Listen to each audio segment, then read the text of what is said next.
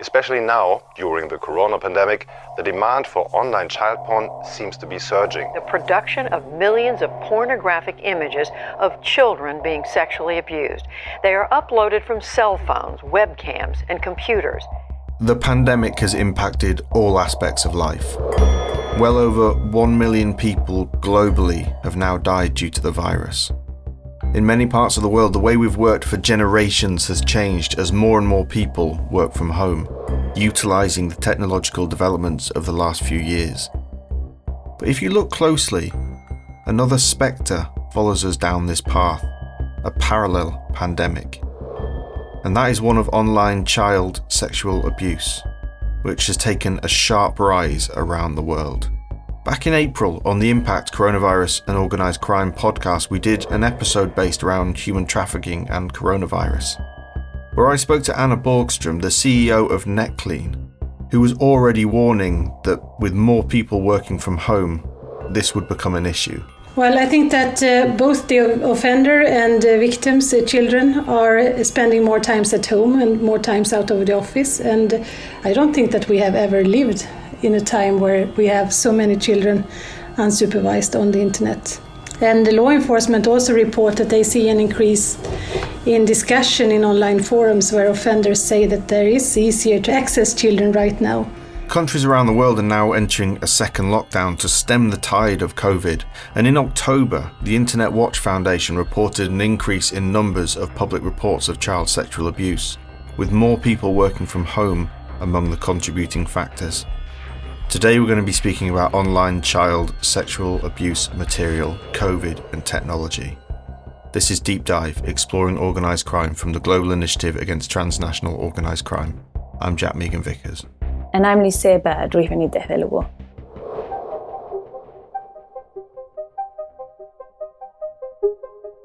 So first things first, I think it's prudent to give out a warning to those listening to say that the issues we're talking about today might upset some people. So with that in mind, Lucia, before we jump into this discussion, I wanted to bring in a report that you're involved in called Transformative Technologies: How Digital is Changing the Landscape of Organised Crime.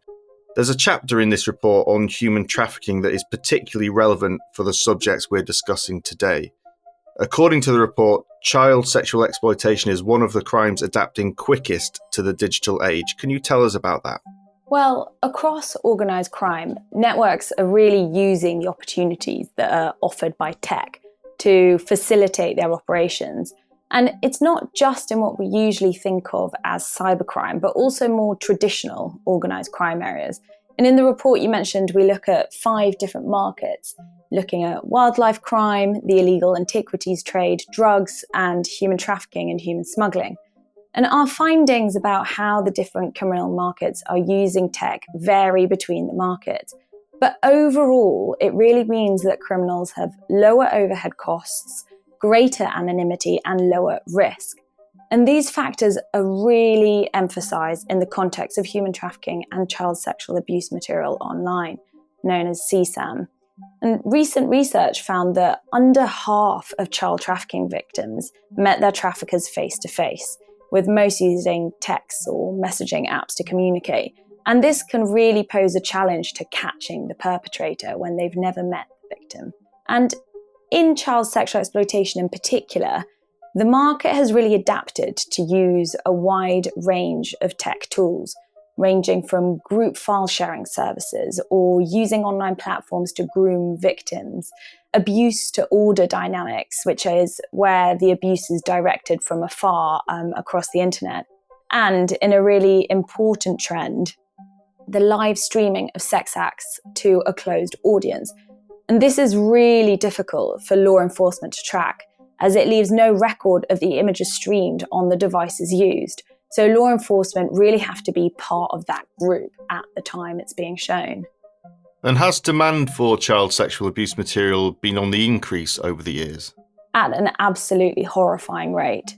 To give you an idea, globally, there was a spike from 1 million reports of child sexual abuse material online in 2010 to almost 17 million in 2019, which included nearly 70 million images and videos. And to illustrate how quickly it is for a child to be approached and groomed by online predators, earlier this year, Bark, an organisation providing internet monitoring apps for parents, tried an experiment with one of its staff, a fully grown woman, who posed as an 11-year-old girl online, so with the help of some photo manipulation and graphic designers. And it took minutes from her opening her accounts on social media platforms like Instagram, Snapchat, and TikTok for online sexual predators to start sending her invites and messages. And has COVID exacerbated the problem? It has. COVID affected both the supply and the demand for CSAM. And as Anna Borgström mentioned earlier, the widespread closure of schools led to an increase in unsupervised children on the internet. And it seems like more and more people working from home also gave perpetrators more of a chance to operate. And to give you one figure which was particularly shocking, the law enforcement in Spain reported a 25% increase of detected connections which were downloading child sexual abuse material from peer-to-peer file-sharing networks between the weeks starting 17th and 24th of March, i.e. at the very beginning of lockdown. It's difficult to identify how much of these new downloads are existing perpetrators being more active and how much of this is new perpetrators. But newly produced child sexual abuse material will multiply online and remain available until it's taken down. And if there are new perpetrators, then the likelihood is that they will remain involved after the pandemic. And so we might be looking at a really significant long-term expansion of the child sexual abuse material market. And COVID is a big part of today's podcast. And Lucia, you've been speaking to a number of people involved with combating and reporting on those involved in child sexual abuse material. Yes. We will start in Europe, which is becoming the largest host of child sexual abuse material globally. Demonstrating this shift, from 2016, Europe hosted over half of child sexual abuse material online, but this had shifted to over 2/3 by 2019. So, if the EU is primarily hosting material, where is the material primarily being made? I spoke with Fernando Ruiz, Head of Operations at the European Cybercrime Centre, set up by Europol to coordinate cross-border investigations into cybercrime. Well, traditionally, that we always see that these kind of offenses are taking place where children are more risk, when they are socially, they are unstructured environments. And we have seen historically how the Southeast Asia has been a hub for production of this material and the facilitation of this kind of criminality. However, it doesn't mean that it's not happening in other places. So we have seen, and recently, probably you have seen the news, by the end of last year, we had an operation where a group of people involved in this activity in Romania, so within the European Union. And that's something that is an operation in which we had the opportunity to cooperate. And it doesn't mean that that this could happen everywhere. This could happen everywhere. It's true that normally the Southeast Asia has been traditionally, as I said, the hub.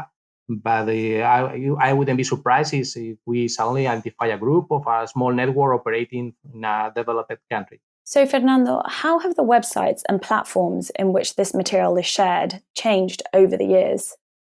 The way child sexual offenders operate is constantly evolving.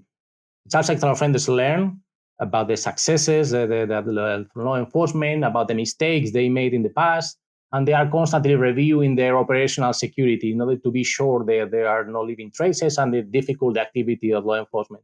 We have seen different modus operandi to be sure that the law enforcement investigations are not easy. In the past, we have seen how within these hidden services within the dark web, in order to access these areas, you need to prove to the administrator that you are a producer, that you have access to children, and therefore you have to send the administrator new child abuse material that the administrator will assess, and this administrator agrees and confirms you are an abuser, you have access to children, then you are given access to a VIP area within the forum.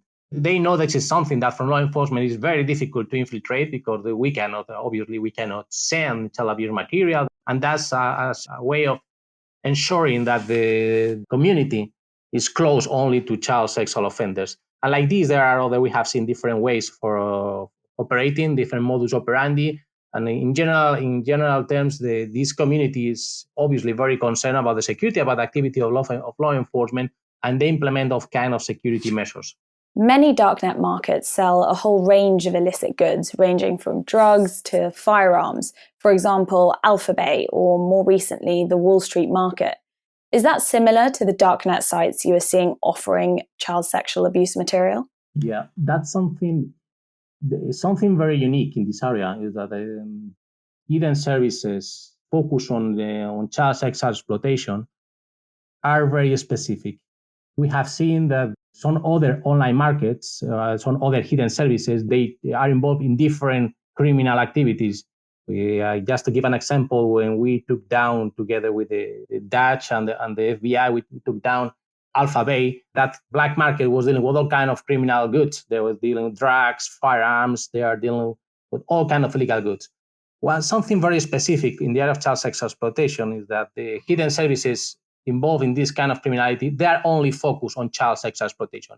We have not seen markets where you have child sexual offenders plus other kind of criminals. These sites are created by child sexual offenders for child sexual offenders. And this is the only criminality they are involved in. Hidden services involved in other activities in this area apart from child sexual exploitation. In the past, we have seen in the operations that we have had the opportunity to support, we have seen a high level of criminality. I remember, just to give you an example, in one of the successful operations that we had the opportunity to support, it was the takedown of Elysium. Elysium was a hidden services in the dark web. This site was active for a few months. And however, in these few months, the number of users, child sexual offenders registered was really high. We were talking about 80,000 users registered in just a few months. So the level, that gives you an idea how the level of criminality in this area. And we are not talking about a place that you can find easily just using one of the search engines that you can make an easy search and you will find it.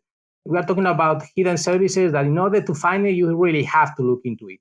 It is not something that you will come by mistake or you will find if you are not actively looking for this site. Child sexual offenders are, as I said, are really concerned about their security, and they realize that these kind of sites, when there's a huge amount of people, offenders registered, are more risky because they have no control on who is participating. So there's an evolution to smaller sites when the administrators and the moderators, they have more control on who is participating in this community. This is a normal trend that we are seeing also in other areas of criminality, where sites where they are trafficking drugs or where they're trafficking with firearms or with other criminality. They tend to create smaller sites that where they have more control on the participation instead of creating major sites like we saw in the past with hundreds of thousands of users. In the investigations that you're involved in relating to child sexual abuse material, what volume of material are you seeing in the larger cases that you have tracked to date? Child sexual offenders, many of them at least, they collect this material. So just in one case, you can find hundreds of thousands or millions of files stored because the storage capacity is increasing, and these child sexual offenders are collecting basically this material. Just to give you an example, we are here at Europol. Some years ago, we started to develop a victim identification function.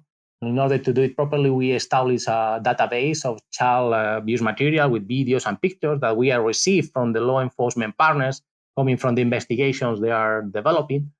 And in just a few years, we have developed what is probably the biggest database of child abuse material that we are aware of.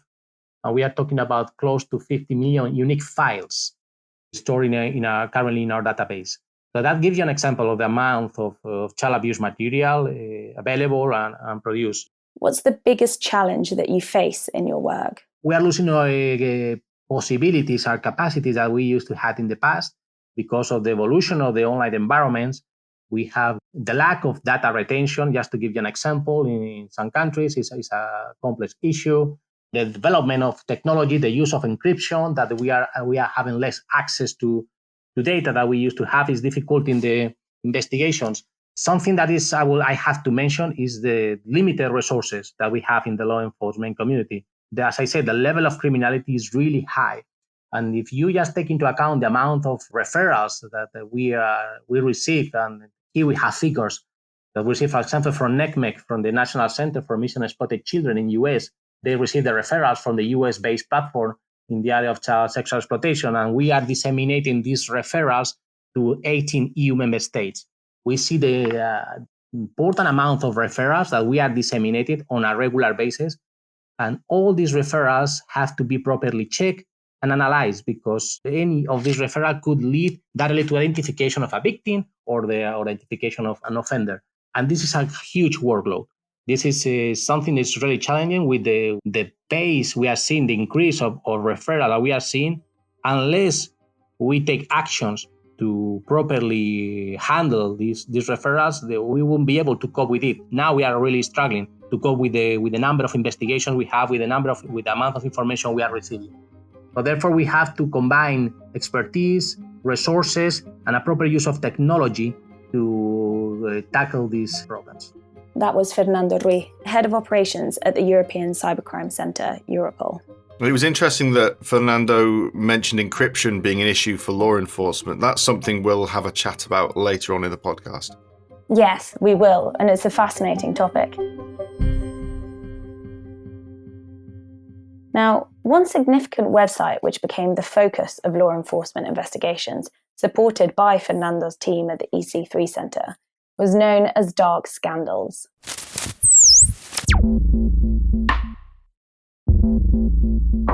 Dark Scandals was a repulsive pair of websites. Set up in 2012, it boasted that it offered real blackmail, rape and forced videos of girls all around the world. And it featured just that, over 2,000 violent rape videos and child sexual abuse material.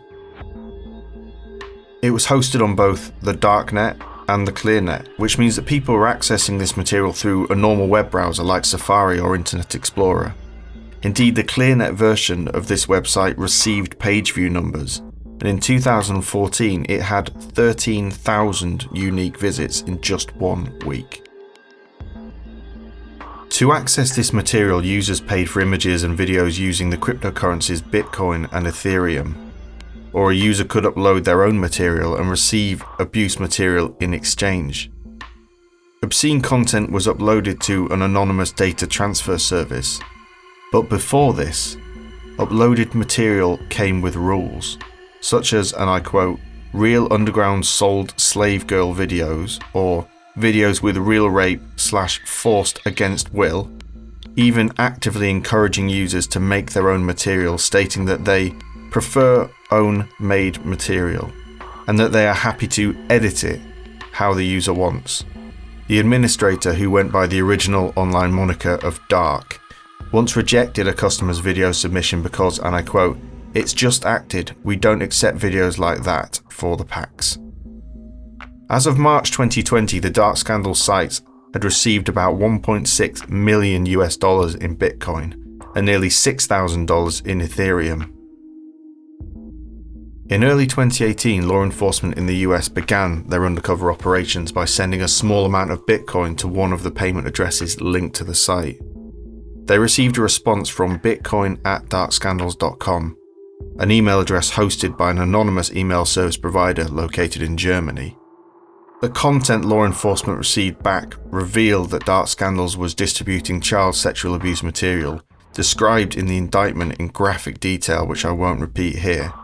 But Don Fort, the now former chief at the IRS Criminal Investigation Unit, said that the types of crimes described in this indictment are the most disgusting I've encountered in 30 years of law enforcement.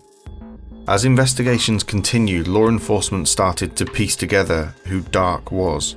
And it was hubris on his part. He was making payments to the service providers of the infrastructure used by the Dark Scandals ClearNet site from a financial account registered in his own name. His personal email account showed that his regular IP address was based in the Netherlands, and he had emails discussing the operation of the websites.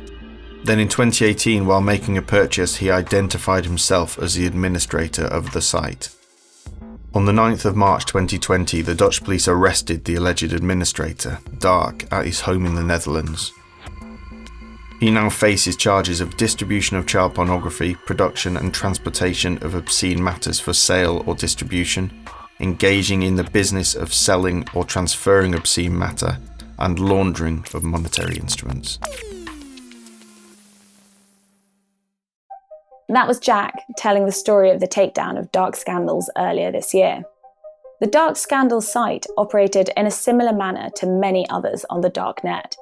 And one point which is worth highlighting is the use of cryptocurrencies, like Bitcoin, to pay for access to child sexual abuse material online. This is common on darknet websites and can make it difficult for law enforcement to track payments online. Another common thread that we can see from this investigation is that vital to a successful takedown was law enforcement cooperation across national borders, and this is a key component to tackling borderless crimes such as these. Next, we're turning to the situation in Bosnia and Herzegovina. And, just like in many other parts of the world, COVID has really impacted children. During the first government-imposed lockdown, many children were at home being educated through online learning, which meant they were using their phones and computers more than ever. Not just for lessons, but also for homework, which meant that school children were spending more time online than ever before. And predators were well aware of this fact. And they exploited the unique situation COVID has put everyone in to create opportunities to abuse children online. We know that Bosnia and Herzegovina has a particularly complicated state structure, which could hamper any state response.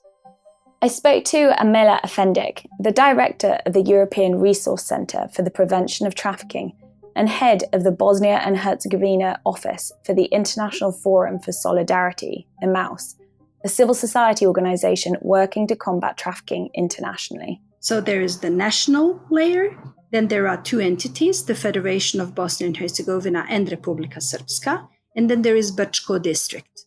The federation is further divided into 10 cantons. So in total, we have 14 layers of governance. In addition to that, we have, contrary to other countries who have one criminal code, we have 4 criminal codes. So we not only have to harmonize the legislation in terms between the national and the entity in Brčko district, but we also have to harmonize the legislation with the international conventions that Bosnia and Herzegovina has signed and ratified. So having said all of this and explained all of this, it is the attention of the Bosnian government on child sexual abuse in general and exploitation, especially in the digital environment, is quite modest.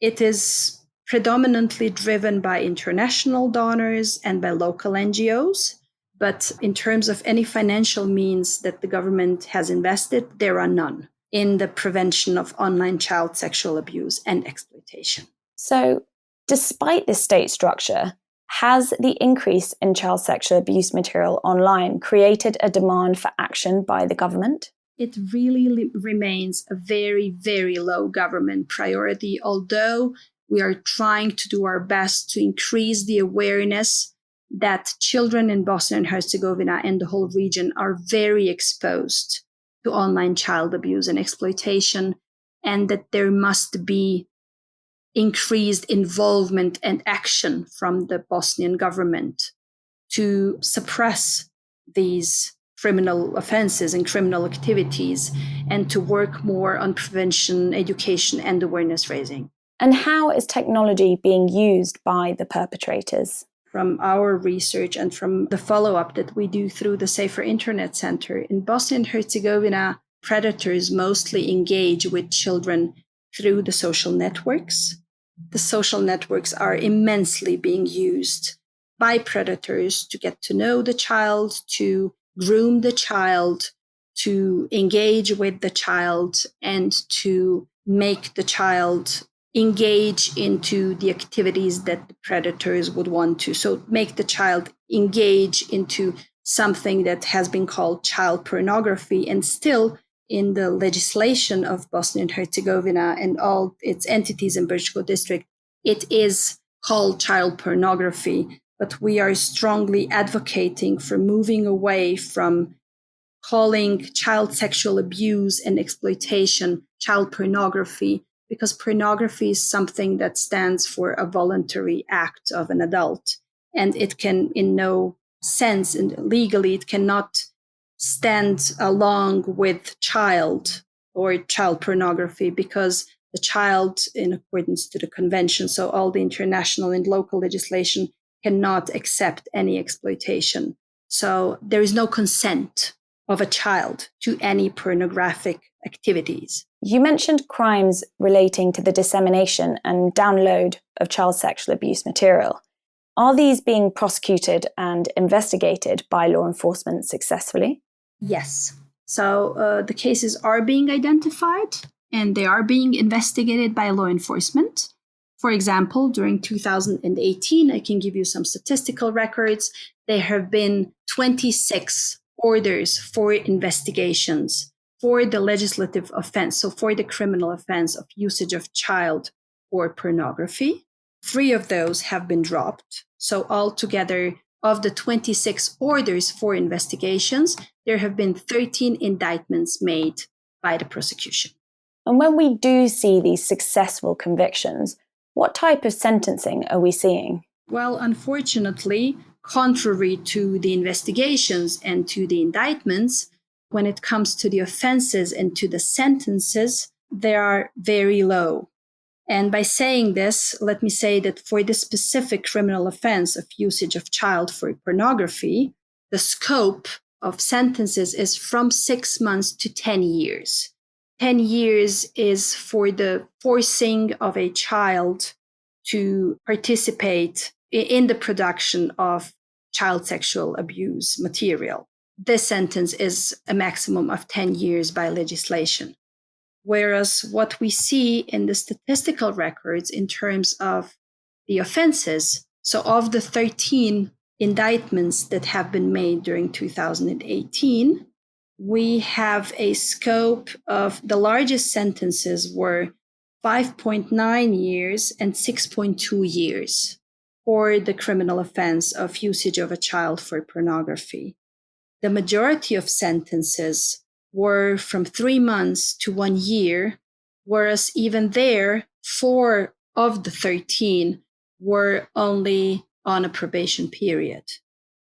And this clearly shows that the prosecution and the sentencing of predators for the specific criminal offenses that involve any form of production, dissemination, duplication, downloading, etc., of usage of child for child pornography, they still remain very low in comparison to other criminal offenses. I don't even want to compare with other European countries or with countries such as the UK or the United States, where the sentences are very, very high compared to these ones that I have just mentioned.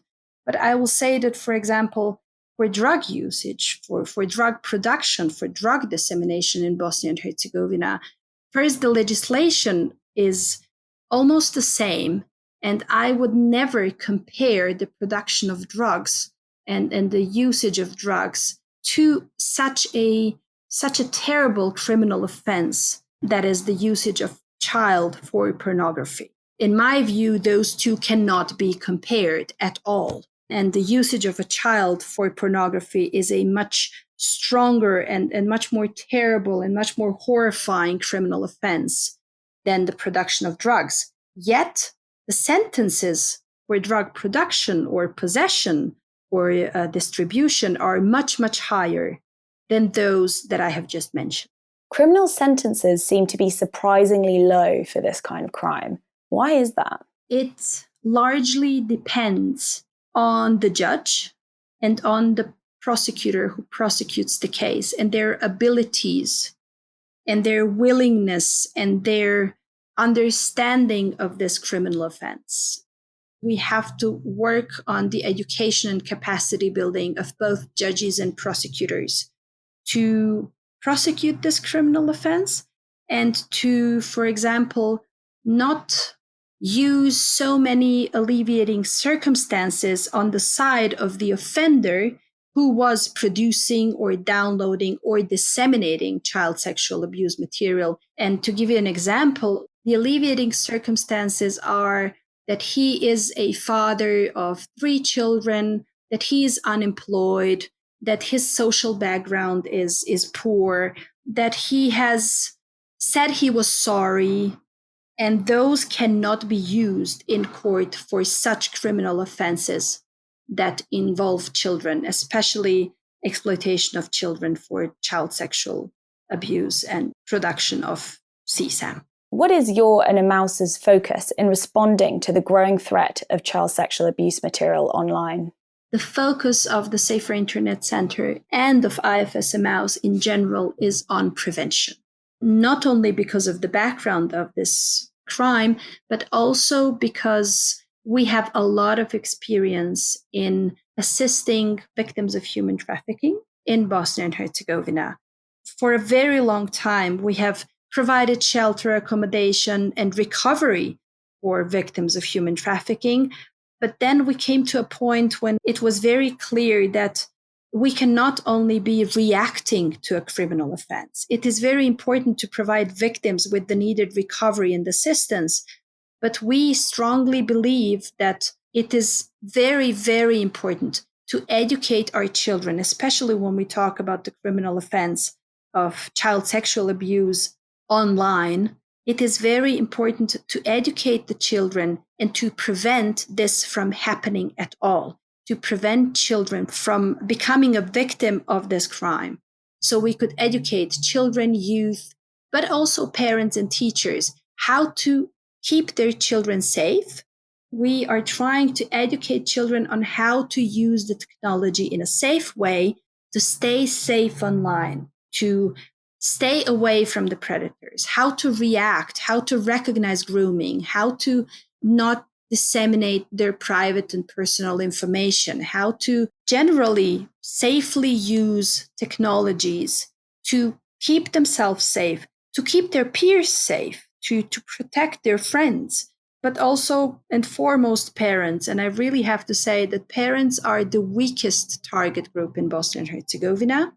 So we have to educate the parents the same way as parents are telling their children, when you go outside to the street, please look left and right before you cross the street. The parents have to be educated on doing the same thing online. They have to realize and educate their children that the virtual world, what's happening online, is very, very real, because children forget that. Parents have to educate them how to stay safe. We are trying to support this. This is why we are working with all of these target groups. And I have to say that with this regards, we have the support of the government. I have to say also very good feedback and quite good statistical records of the prevention effort. That was Amela Efendik, the director of the European Resource Centre for the Prevention of Trafficking and head of the Bosnia and Herzegovina office for the International Forum for Solidarity, Emmaus. Okay, Lucia, we've looked at the darknet and the takedown of the Dark Scandals websites before hearing about Bosnia and Herzegovina. Where are we heading next? Next, we turn to Kenya, where in mid-March, as COVID was spreading across the world, the government announced that schools would close until January 2021. And there has been limited focus on Africa as a region for the production of online child sexual abuse material. As we heard from Fernando earlier, Southeast Asia has been the key region of concern.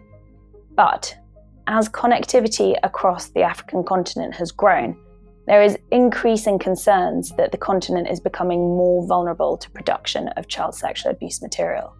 In March this year, the Kenyan Anti-Human Trafficking and Child Protection Unit said that by the end of the month, shortly after the schools closed, the number of cases of child sexual exploitation material shot up, and the unit was detecting between 300 and 400 cases per month by July.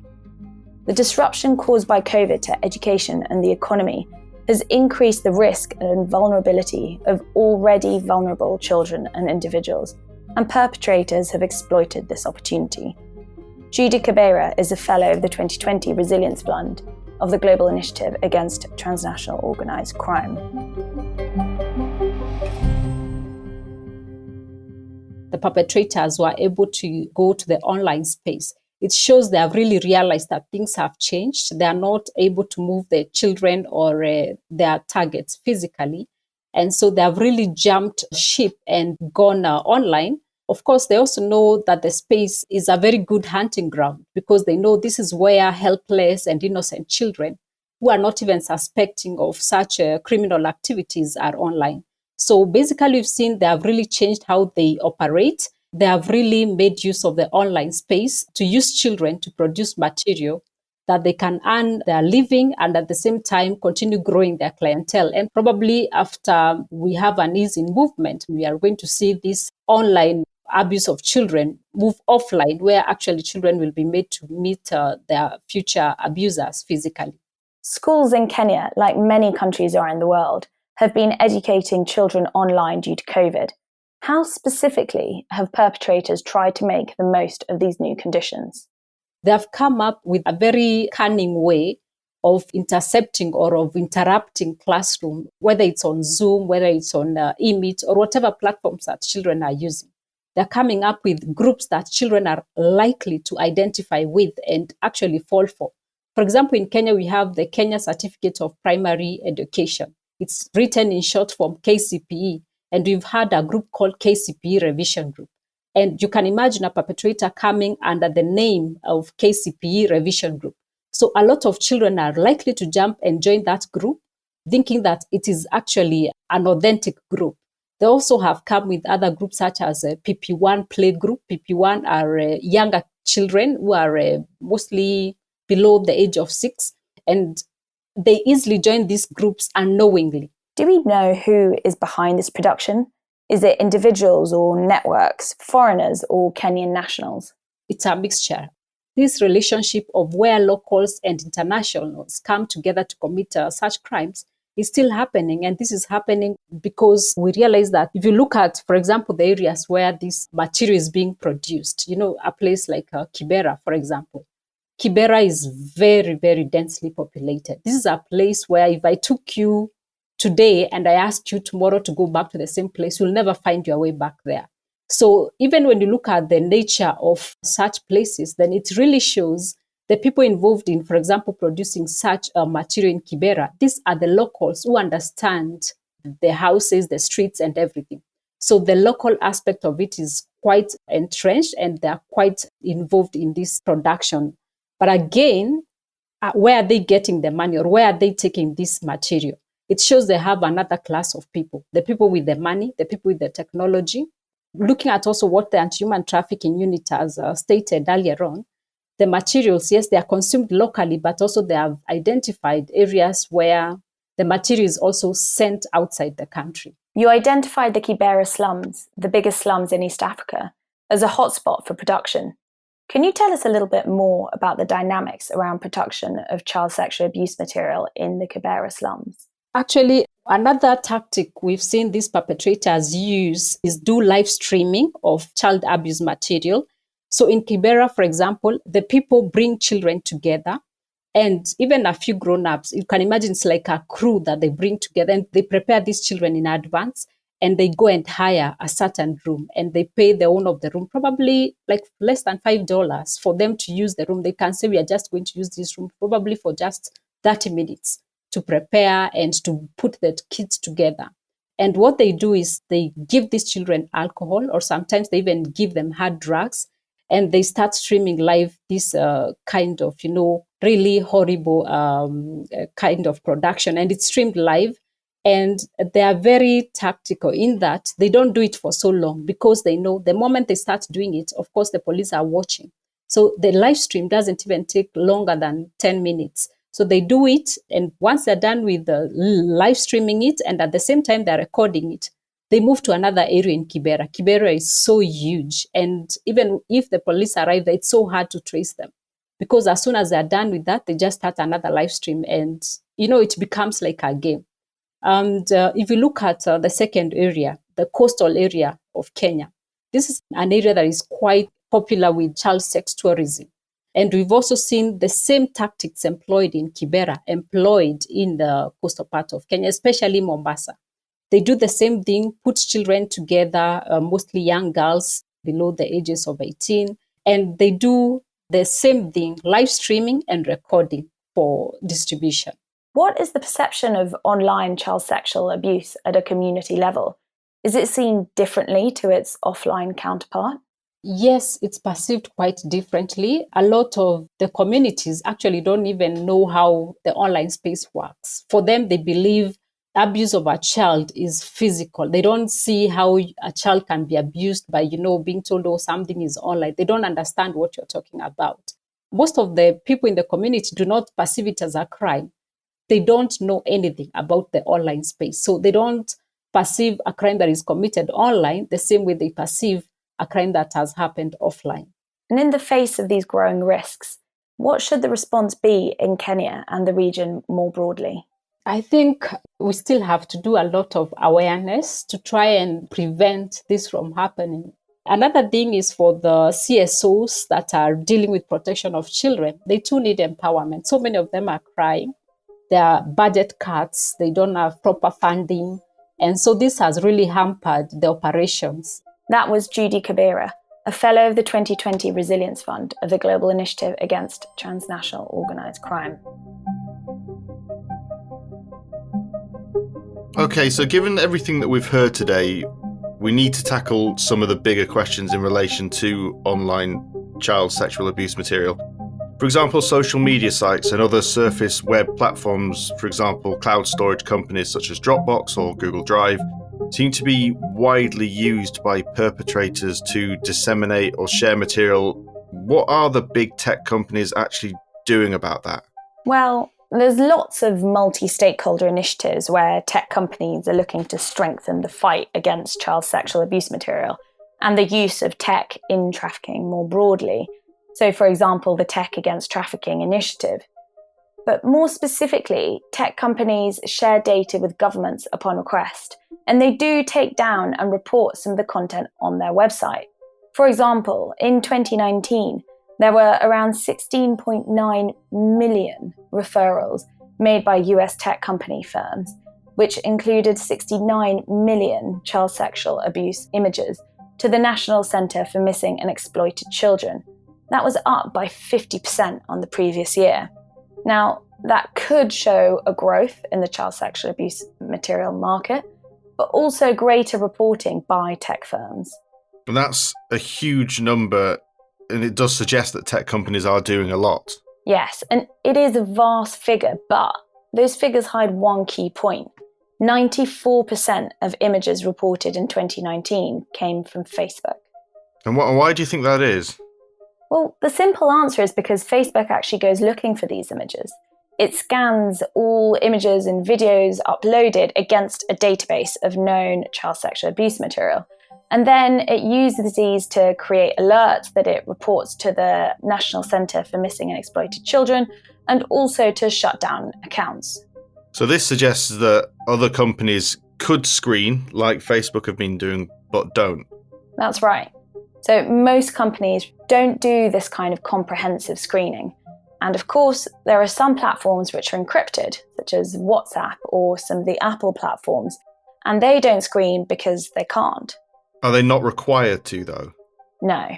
In most countries, there is no legal obligation for online tech platforms to go looking for child sexual abuse material online. It's voluntary and in line with the terms of use of the website. But there is a growing argument that there should be more legal obligations on tech companies, including to monitor content. And of course, this is part of the bigger question of who should govern the internet. And we're at an absolutely pivotal moment in this debate. And so there are some key questions around, as I mentioned, the obligation to monitor, but also whether tech platforms should be liable for content on their site. So at the moment, tech companies aren't liable? In most places, no.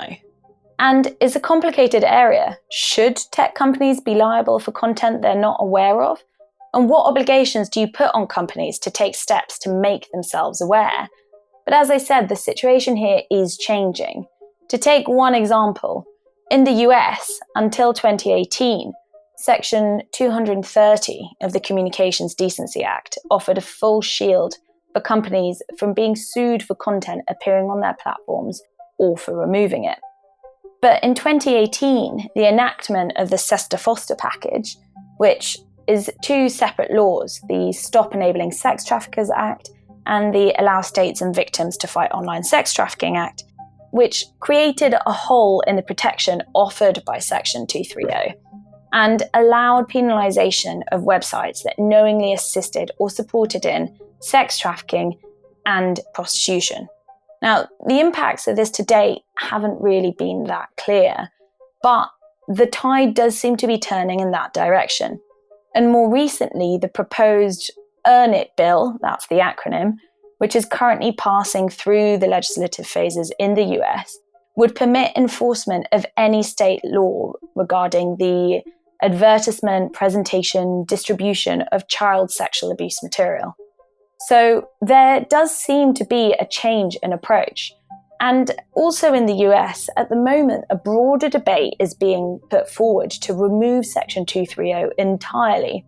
And this is driven by concerns about the power of social media sites to censor content. Now, this is a slightly different conversation, but it does come down to points which could have really significant repercussions for the role of the private sector in addressing not only child sexual abuse material, which seems to be covered by the Earn It bill, but also other online illicit markets. And the conversation is not just happening in the US. In the EU, the conversation is happening as well, and the UK is a pioneer of this. The online harms policy and upcoming bill mean that we could be about to see a significant shift in what tech companies are required to do. And Fernando mentioned that encryption could pose a challenge to investigations. And you mentioned that some website providers don't scan because of the use of encryption. Tell us a little bit more about the role of encryption. Well, encryption is a double-edged sword. It's great because it ensures privacy and the security of communications, but it also gives an opportunity for criminals to communicate and share content, including trading child sexual abuse material hidden from law enforcement. And it also means that where a messenger app or platform is encrypted, the hosting company can't screen it. And that's why governments around the world are really worried about the growing adoption of encryption by messaging apps.